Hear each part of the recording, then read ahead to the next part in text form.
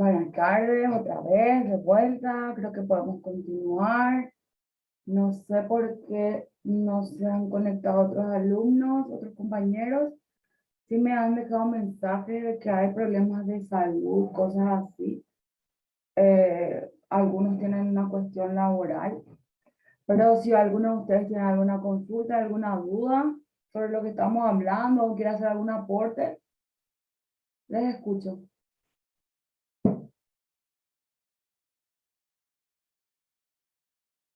Profe, buenas tardes. Una consultita. Sí. Ahí decía allí en una de las láminas que para implementar la evaluación había que, o sea, el deportista tenía que sufrir primero un proceso de adaptación. En la siguiente lámina creo que entendí más o menos, ahí explicaba la adaptación, si se refería a nivelar el nivel físico de todos, o igualar, ¿verdad? Para que se pueda evaluar todo de la misma forma. O entendí mal, profe. Gracias. Sí, en definitiva, puedes tomar los dos comentarios o las dos opciones que estás mencionando. Puedes optar por hacer evaluaciones así. Evaluaciones que sean del equipo completo para ver la condición general y de adaptación que va teniendo. Y también lo puedes tomar y de forma individual. Ahora, sí, en la bibliografía menciona que para hacer, digamos, una correcta evaluación, por eso yo hacía un comentario al respecto, ¿verdad? Hay situaciones, por ejemplo, para hacer una evaluación de una repetición máxima, para fuerza máxima, uno necesita conocer el movimiento, necesita tener cierta práctica muy básica para poder sacar la fuerza máxima cero de esa persona. No sé si me explico. Entonces, a eso se refiere, pero eh, como para que la batería de test dé el máximo resultado o lo más real posible, es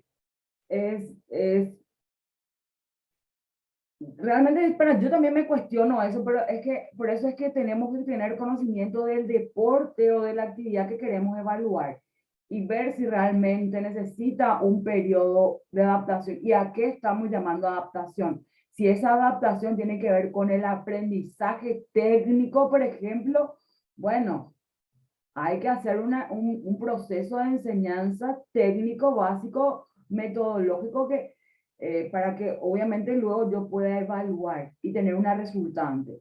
En todo caso, la resultante sería negativa.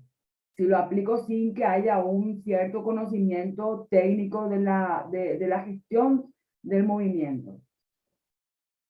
Y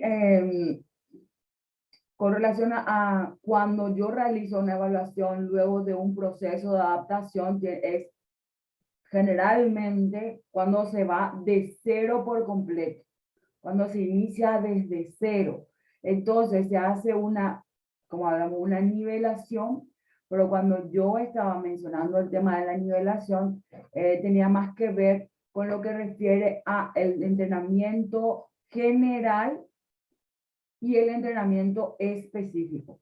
¿Sí? Cuando hacemos un entrenamiento general, yo mencionaba que eso va apuntado tipo a la mayoría de deportistas que van a ir a diferentes deportes, tal vez todos vayan a deportes colectivos, entonces tienen esa colectividad, digamos, como un aspecto común, ¿sí? Tal vez la mayoría de los deportes colectivos que vamos a evaluar trabajan en zonas mixtas, por ejemplo.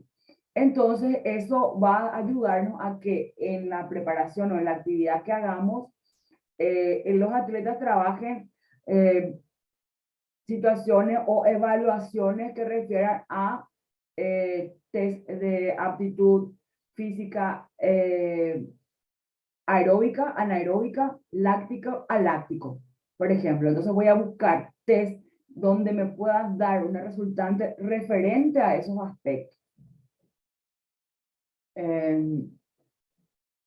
Espero haber aclarado y no confundido más.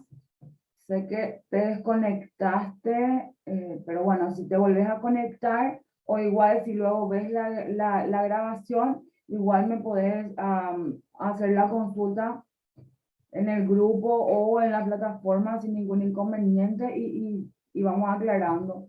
No sé si pude aclararte realmente la pregunta que me hiciste.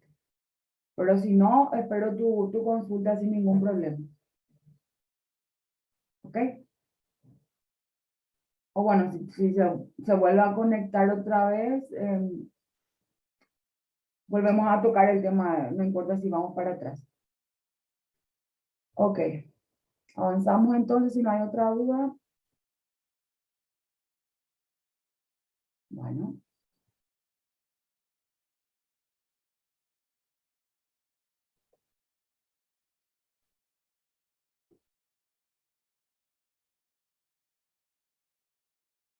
Ok.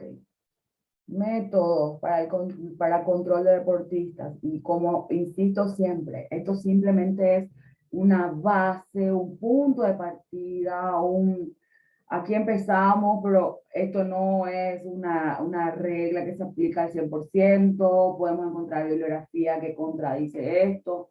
Podemos encontrar investigadores en la actualidad que están haciendo referencia o críticas a situaciones que podemos estar tratando en clase. Entonces no se asusten, eso es normal, la ciencia avanza, cada vez tenemos más investigadores, médicos, deportistas, deportólogos, entonces cada vez estamos intentando que esto mejore y sea en beneficio del atleta y también ahorre mucho tiempo y trabajo a los entrenadores, ¿sí? Entonces podemos decir que para lograr los objetivos el control del entrenamiento recaba esta información de múltiples fuentes, como ya mencionamos de otras maneras, ¿verdad? Entre las más importantes están las... esto ya leímos, me parece, ya hablamos de la entrevista y todo eso. Qué extraño, no sé cuál. Nos quedamos acá, pruebas médicas. Estaba mencionando las pruebas físicas, de test láctico a láctico, que también se pueden hacer antes, durante y después de un entrenamiento o una prueba que tenga que ver con resistencia aeróbica, anaeróbica, ¿sí?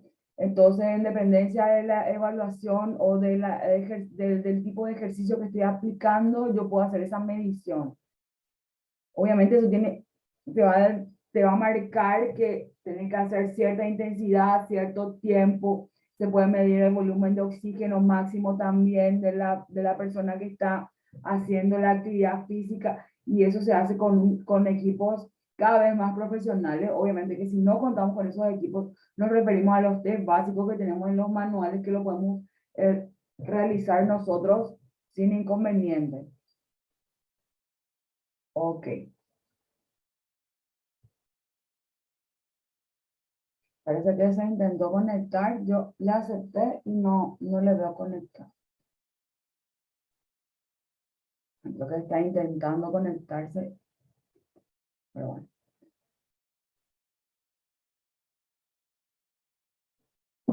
¿Qué capacidades, por ejemplo, se deben evaluar en el entrenamiento deportivo? Dentro de las condicionales tenemos a la fuerza, la potencia, la resistencia, la velocidad, la flexibilidad. Dentro de las coordinativas, dentro de esta clasificación, aclaro, esta clasificación porque existe otra tendencia también. Están las coordinativas, vuelve por eso a repetirse acá, la flexibilidad, el equilibrio y la agilidad. Bueno, cabe mencionar que según la bibliografía que puedan seleccionar, van a encontrar que dentro de las capacidades condicionales a veces, acá tenemos dos personas,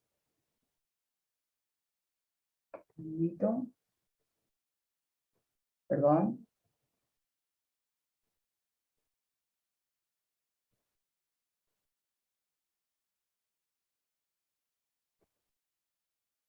no sé qué pasa, yo la admito, me dice como cargando.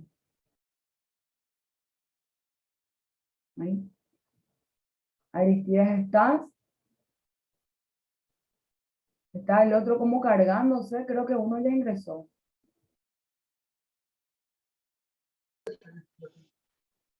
Sí, te veo, te veo. El otro está ahí cargando tu otro dispositivo. Ok, bueno. Entonces, como mencionaba, dentro de las capacidades condicionales, en algunas bibliografías que refieren al entrenamiento deportivo y clasificación de las capacidades, refieren a la flexibilidad como una o como que está dentro de las capacidades condicionales, ¿sí? También, dentro de otra bibliografía, podemos encontrar que la flexibilidad se encuentra como una capacidad coordinativa, ¿sí? Una capacidad coordinativa. También, dentro de las coordinativas, incluyen, sin mencionar, como está en este cuadro, sin mencionar, solamente dicen coordinación. Y dentro de las coordinativas incluyen a la flexibilidad, al equilibrio, al ritmo, acoplamiento, etcétera, ¿verdad? Después tenemos agilidad y tenemos otro punto que tiene que ver con... Ay, no me viene la palabra. Con la destreza motora, ¿sí? La destreza motora. Entonces, en dependencia por eso de la bibliografía a la que hacemos referencia y con la que tenemos que tratar de interactuar y no cerrarnos, simplemente es citar que existen bibliografías que lo manejan de este modo y otras de este modo y seleccionar con cuál tendencia nos quedamos porque esto va a seguir todavía, yo creo que es un tiempo largo de esta manera, así como que líneas de pensamiento, como cada estudio demuestra ciertas cuestiones, entonces estas cuestiones son criticadas en unos casos y en otros casos aceptadas. Pero digamos que enriquece de igual manera. Simplemente hay que tener conocimiento de que al seleccionar qué es lo que queremos medir, fundamental si vamos a medir capacidades coordinativas y vamos a incluir a la flexibilidad, por ejemplo, o vamos a incluir a la agilidad como en este cuadro, o vamos a incluir a la destreza motora también dentro de esta. ¿Y por qué la vamos a incluir? O simplemente hacer mención por lo menos, porque a veces podemos tener dificultades cuando pasamos informes a otros profesionales que no están con esa tendencia o línea de pensamiento. Bueno, para hablar un poquito más sobre esto ahora, dentro de los materiales, dentro del manual que yo les pasé, por ejemplo, hay varios test que miden la fuerza. ¿Sí? Hay varios tipos de fuerza que podemos medir. Hay varias formas de medir esa fuerza. Hay varios test, y bueno, también de eso también se trataba del trabajo, ¿verdad? De que investiguen un poco acerca de los test que hay, valoren un poco qué test se adecuan a la actividad que están desarrollando o con la cual se sienten más identificados y cómo pueden aplicar. Aplicar un test en la aplicación lo podían hacer con una persona de apoyo, con un equipo, si tienen un equipo de trabajo genial, ya lo aplican directamente, teniendo en cuenta nada más que el nivel de las personas con las que están trabajando sean niños, adolescentes, adultos mayores, ¿verdad? Ir verificando que la fuerza tiene varias condicionantes y que cada condicionante tiene otra vez varias formas de evaluarse en función del objetivo que uno se propone evaluar. La resistencia igual, la velocidad igual, principalmente. Por otro lado, de las habilidades coordinativas no estoy muy segura si es que yo se los pasé o no, si está incluido en el material, realmente no me recuerdo. Yo lo voy a apuntar para poder hacer un control acerca del material de evaluación de habilidades físicas. Un minuto para no olvidarme. Habilidades motrices básicas, habilidades motrices específicas, habilidades motrices deportivas específicas de cada deporte.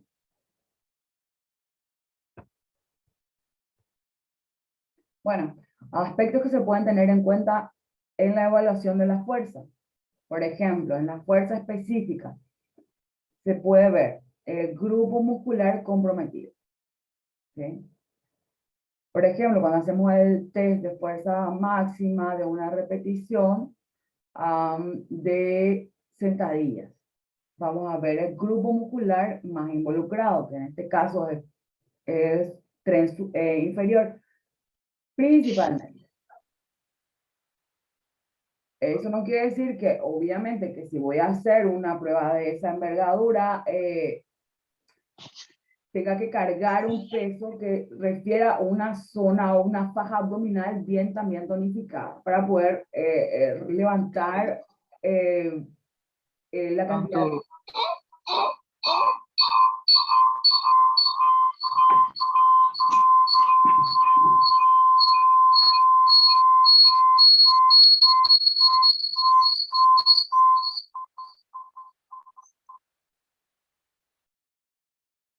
La cantidad de peso que va a tener esta persona en en la ejecución técnica del movimiento, ¿sí? Pero en ese caso no estamos evaluando la fuerza de la zona media, ¿sí? No estamos evaluando tampoco la ejecución técnica, ay, perdón, sino que estamos evaluando la fuerza máxima del tren inferior.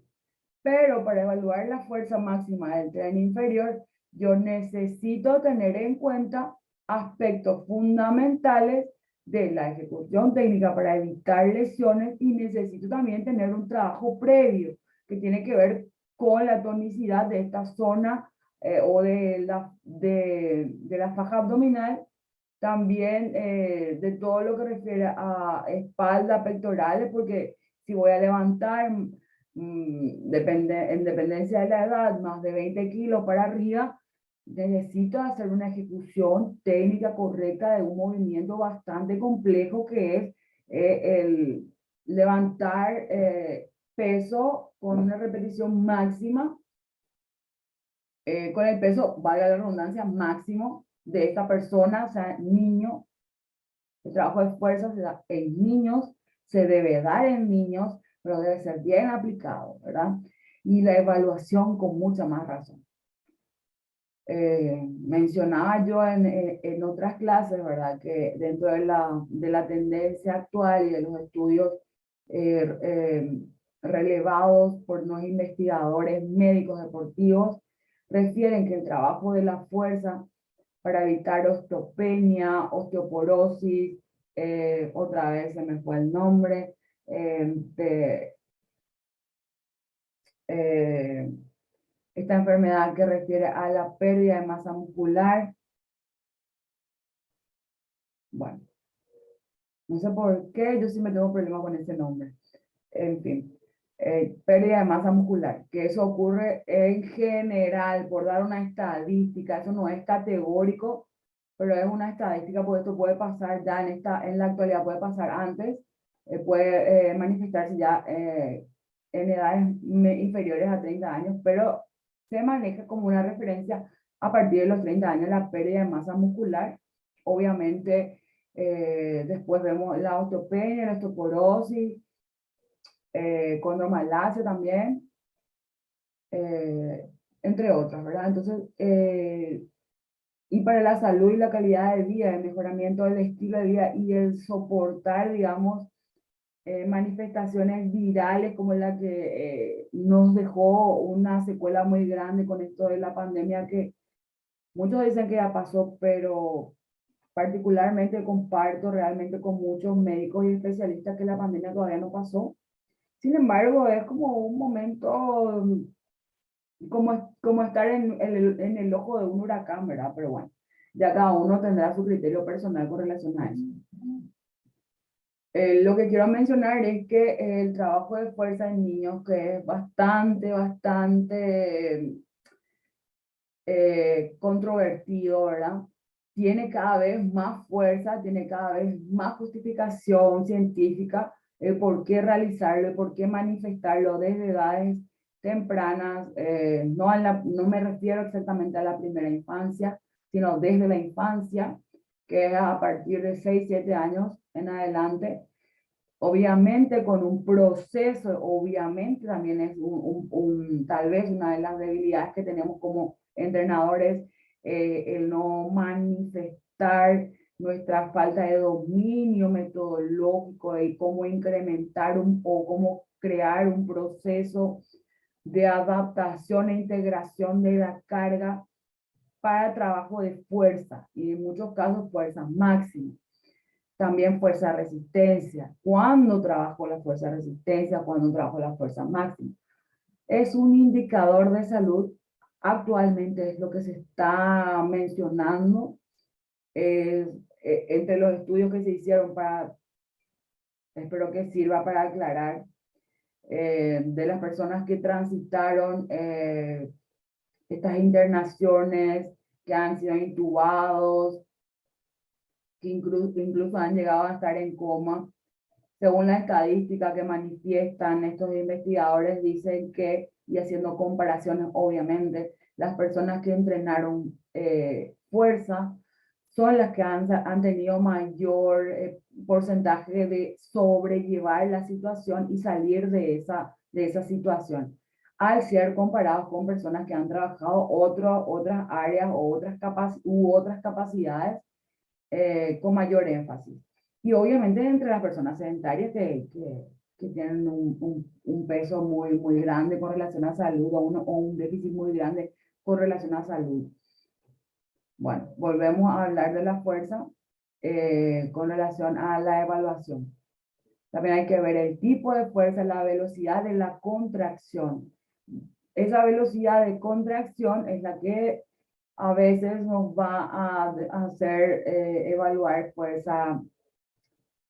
Le llaman a veces fuerza, tal vez resistencia, fuerza velocidad, pero también tenemos que tener bien claro cuando hablamos de esos aspectos y cómo lo manejamos, cuando lo enseñamos, cuando lo evaluamos, ¿sí?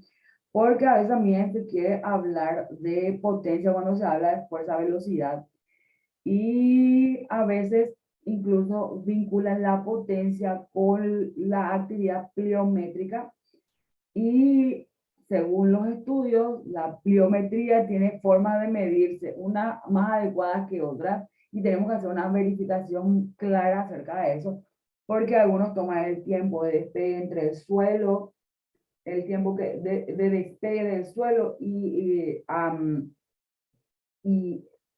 el tiempo de despegue, también el tiempo de que se despega del suelo, de la superficie, el movimiento, o sea, cualquier parte del cuerpo, el tiempo que se demora. Eso es para ellos pliometría. Para otras personas, el tiempo de ida y vuelta a la superficie, eso es pliometría. Y eso, bueno, hay que estar bien claro, hay que tener bien claro cuál es la realidad con relación a ese aspecto para poder hacer una correcta evaluación. También, obviamente, tener en cuenta el ángulo de aplicación de la fuerza. Eso es fundamental. Eso es generador de lesiones. Eh, por eso se hablaba o mencionábamos también, y yo decía el tema de la enseñanza de movimiento, la parte técnica, del aprendizaje técnico que debe tener o que se debe dar, que no significa realmente una adaptación fisiológica, fisiomorfológica o funcional, morfofuncional del atleta, sino simplemente significa aprender la ejecución correcta para luego poder ser evaluado. Espero haberme explicado. Por otro lado, se puede decir que no existe un único test, como ya sabemos, como lo mencionamos también en varias ocasiones, para evaluar la fuerza muscular en su totalidad. Los resultados de cada prueba son específicos de los procedimientos utilizados, ¿sí? Sirven solamente para ese objetivo y punto. No miden otra cosa. A veces, con mucha creatividad, podemos suponer o podemos utilizarlo como indicadores de alguna otra situación que está atravesando la atleta, o podemos juntar entre muchos indicadores y tomar como un punto de partida alguna, para referir a algún aspecto relevante de este atleta. Hay que usar test para diferentes regiones del cuerpo, como mencionábamos, ¿verdad? No es lo mismo evaluar miembros inferiores que miembros superiores, que zona abdominal o faja, sí, faja abdominal, que incluye los dorsales y la espalda baja, que es la zona lumbar, perdón. En el plano deportivo, los mejores ejercicios para evaluar y entrenar son los que más se asemejan al gesto deportivo. ¿Sí? Eso es cuando hablamos del gesto técnico que realmente refiere el movimiento deportivo. Por ejemplo, habíamos mencionado el pase de la valla. El pase de la valla es una ejecución bastante compleja, una pierna adelante, cómo va el pie, la pierna atrás, cómo hace la apertura, ¿sí? Y cómo va flexionada, y cómo la mano tiene que tocar casi el pie adelante. Es todo un aprendizaje metodológico técnico para que luego esto pueda ser valorado y hacer las pertinentes correcciones con relación a movimiento de rango articular y ejecución técnica, por tanto. Ok. Dentro de los factores que condicionan la fuerza o la evaluación de la fuerza, encontramos la fatiga. Esto puede ocurrir por la acumulación de carga. A veces se generan lesiones que tienen que ver con lesiones por estrés, que el estrés tiene que ver con a veces, no con la sobrecarga conceptualmente, sino que por la persistente insistencia sin dar un tiempo de recuperación adecuado. ¿Ok?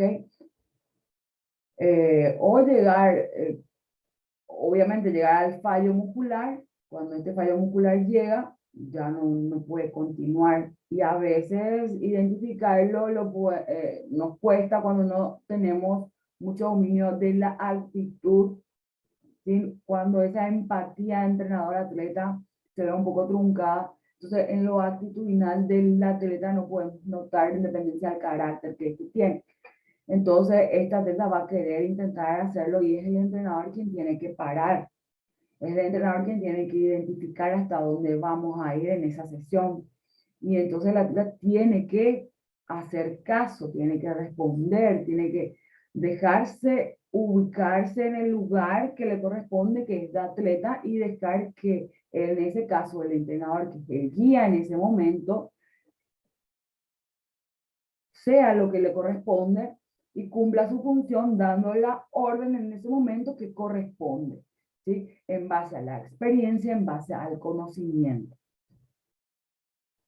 También la motivación. Hacer evaluaciones con personas o con atletas que vienen con una motivación excesiva o con una motivación muy baja, generalmente no va a dar un resultado real de la situación que está atravesando. ¿Ok?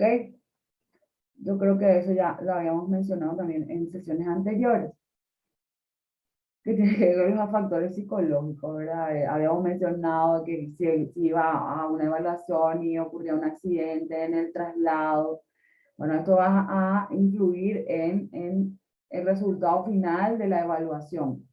Es un factor intrínseco, pero sí influye. A veces es determinante, porque si estoy, obviamente, en una selección de talentos, eso se hace en tiempo determinado. Y para que se dé una segunda oportunidad, en muchos de los casos, sobre todo cuando se trata de una cuestión internacional, son pocas las veces que se dan una segunda oportunidad. Entonces, los atletas y los entrenadores cuidan mucho estos aspectos, cuidan mucho que justamente la autorregulación de los caracteres, justamente se entrena con los psicólogos deportivos los aspectos de autorregulación, del estrés, del trabajo bajo presión, y eso es posible y eso se logra a través de métodos y técnicas que los psicólogos deportivos están habilitados totalmente para hacer, lo que de repente también ellos generaron en base también a su experiencia. Y bueno, siempre hay una herramienta que nos ayuda a salir adelante. También otro de los factores condicionantes es este aprendizaje del que habíamos hablado, ¿verdad? Que tiene que ver con el mejor uso de las cadenas musculares o la mejora de la técnica, que es el aprendizaje motor, ¿sí? De la técnica, la ejecución técnica de un movimiento, ¿sí? De un gesto técnico. Esto a veces, en este caso, por ejemplo, del lanzamiento de jabalina, yo necesito hacer un proceso de enseñanza-aprendizaje de la técnica para que yo luego pueda hacer mi evaluación. Pero estoy hablando de la técnica, no necesariamente de la resultante de la ejecución técnica, porque la resultante va a ser lo que yo necesito evaluar. Cuando hablo de distancia en el lanzamiento, por ejemplo, si después de un tiempo considerable que se puede planificar en dependencia de las habilidades y capacidades del atleta con el que me encuentro, yo puedo determinar una semana, 2 semanas, 3 semanas, a un mes, a 3 meses, en dependencia de la edad, etcétera, que un atleta, y según la experiencia también de uno puede proyectarse a que a 15 días, a un mes, ese atleta debe aprender el gesto técnico a ejecutarlo lo mejor posible. Y es realmente luego de aprender ese gesto técnico que yo puedo hacer una evaluación congruente, que me va a reflejar una resultante válida. Antes, si yo no domino ese gesto técnico, va a ser inapropiado la resultante, porque ya el gesto técnico está mal. Entonces, al estar mal el gesto técnico, obviamente la resultante no va a ser positiva. Lo mismo pasa con el salto con garrocha o salto con pértiga, que yo necesito utilizar un implemento, necesito un gesto técnico que está vinculado a una acrobacia, y eso no lo tiene integrado todo, no lo tienen integrado la mayoría de los atletas. Entonces es necesario entrenar el gesto acrobático técnico, luego trasladar el gesto técnico acrobático a la garrocha o a la pértiga. Creo que garrocha se dice más acá que pértiga. Luego hacer la conjunción, la integración de la pértiga con el gesto técnico. Luego integrar la carrera con el movimiento, con la pértiga, con la garrocha, y luego hacer la carrera con la garrocha, integrar el gesto técnico. Luego, carrera, garrocha, gesto técnico, pase de la valla. ¿Me explico? Y sin olvidarnos de que hay que entrenar la caída, obviamente. Entonces, bueno, es todo un proceso. Entonces, no todos están en condiciones de ser evaluados en un gesto técnico tan complejo. Entonces, necesitan un proceso de aprendizaje del gesto técnico. También otros factores que condicionan estas evaluaciones de esfuerzo tienen que ver con el entrenamiento, con los métodos de entrenamiento. ¿Sí? Dentro de la selección de ejercicios a utilizar, podemos decir que preferentemente buscamos, generamos o integrar ejercicios globales que involucren grandes grupos musculares, ¿sí? Por ejemplo, el clean o el clean que se utiliza para hacer el movimiento de el levantamiento olímpico, que no estoy recordando exactamente el nombre ahora, ¿sí? Levantamiento que tiene que ver, levantamiento olímpico, no sé, me explico, es no me acuerdo, perdón. Bueno, ese movimiento, ese gesto técnico involucra todas las cadenas musculares principales, ¿sí? Entonces, lo ideal indican que para evaluar una condición global es buscar un ejercicio lo más global posible. Entonces me va a reflejar una resultante general global del atleta. ¿Sí? Ejercicios con los cuales sea fácil de identificar inicio y fin de la ejecución. ¿Sí? No es lo mismo evaluar la carrera, el salto o el salto con garrocha, que evaluar una sentadilla que tiene que ver con resistencia en fuerza máxima, que tiene que ver con una repetición máxima en fuerza máxima, ¿sí? Por la dificultad del movimiento. Uno es simplemente o principalmente enfocado en los miembros inferiores, ¿sí? Y biomecánicamente es un movimiento que va de abajo para arriba, ¿ok? Sin embargo, o de abajo, de arriba a abajo, arriba, pero lo que se mide es de abajo para arriba, que es cuando yo estoy en sentadilla o en cuclillas, la elevación de eso en una buena técnica, ¿sí? No es lo mismo, o sea, que yo puedo detectar en ese ejercicio de repetición máxima el inicio y el final, sin dificultad. Sin embargo, cuando yo quiero evaluar algo más complejo, que sería el salto con garrocha, sí existen dificultades de poder determinar cuál es el inicio de la técnica, si es la carrera de impulso, y cuál es el fin, por ejemplo, si es la caída o es el pase de la valla. Entonces, a esos aspectos se refiere cuando queremos evaluar con eficiencia. Cuando queremos evaluar con eficiencia, buscamos ejercicios, y más cuando estamos con niños pequeños, buscamos ejercicios donde se puede identificar el inicio y el final con la mayor facilidad posible. También otra sugerencia es pocos ejercicios y no repetir los grupos musculares, porque al repetir obviamente los grupos musculares estamos cansando esa zona. Entonces al cansar esa zona o al llegar a la fatiga de esa zona o estar cerca del rango de fatiga, ya va a influir en la siguiente técnica que yo quiero utilizar para evaluar otra situación u otro movimiento en mi atleta. Entonces, si yo quisiera hacer evaluaciones que utilicen la misma cadena muscular, por ejemplo, como estrategia se puede sugerir que se hagan en días diferentes, ¿sí? Que haya un periodo de recuperación congruente, idóneo, para poder hacer la evaluación del otro movimiento o gesto técnico, ¿sí? Para evitar que la fatiga muscular influya realmente en la ejecución y por ende en el rendimiento de esa evaluación, ¿ok? En el deporte, considerar ejercicios derivados del levantamiento de pesas que tienen que ver con la halterofilia que estaba mencionando. Seleccionar indicadores de potencia, lanzamientos diversos, por ejemplo, de pelotas medicinales, test de Bosco, saltabilidad. Algunos de estos test lo tienen dentro del manual que yo les compartí. Y si hubieran dudas sobre eso, las pueden poner o mencionar en la plataforma, lo pueden poner en el área de avisos, lo pueden poner.